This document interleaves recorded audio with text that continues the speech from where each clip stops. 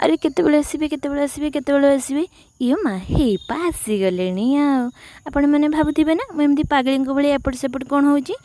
सका एत जोर से वर्षा छेचिला जे मोर जो पार्सलटा आसबार था से आसीपारानी से मन दुखी माँ को फोन करी कहली कि माँ मुझे जो दुर्गा पूजा शाढ़ी पिंधापी ऑर्डर करी सी आसीपारानी मु कौन पिंधि माँ से कहले कि तू मन दुख करनी मु तो भौणी हाथ में शाढ़ी दे पठाऊँ से एपट सेपट होती कहना शाढ़ी पाई जाए केमती पागली भाया हो यहाँ चमत्कार नुहे तो कौन तापर से खावाई बाड़ी देती खाई सारापर मुझे कहली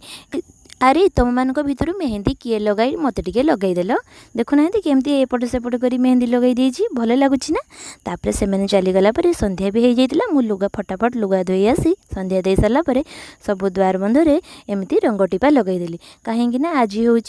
षष्ठी पूजा बा बेलवरण आज बेल गछर माँ को आराधना कर आना जाए से